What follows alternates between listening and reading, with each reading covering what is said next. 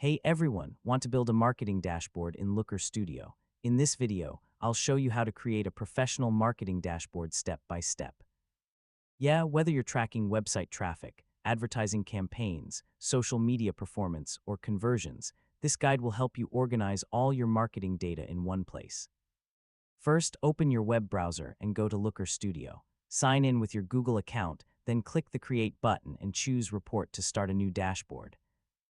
Make sure you're using the account that has access to your marketing data sources. Next, connect your data sources.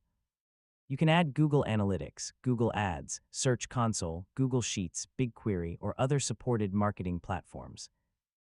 Connecting multiple data sources lets you view all your key metrics in a single dashboard. After connecting your data, click Add to Report. Your available fields and metrics will now be ready to use when building visualizations. Start by adding scorecards for your most important metrics, such as users, sessions, conversions, revenue, impressions, clicks, or return on ad spend.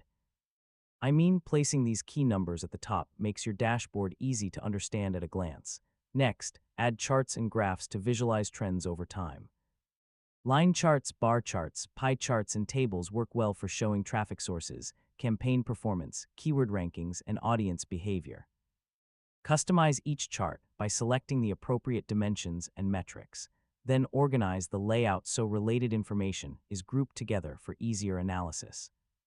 Add interactive controls like date range selectors, filter controls, and drop-down menus, so viewers can quickly analyze specific campaigns, channels, or time periods without editing the report. Finally, add clear titles, section headings, and your company branding if needed. Review the dashboard to make sure all charts display accurate data before saving and sharing it with your team or clients. And that's how you build a marketing dashboard in Looker Studio. With these simple steps, you can create interactive reports that make it easier to monitor marketing performance and make data-driven decisions. Thanks for watching, and don't forget to like the video and subscribe for more easy technology guides.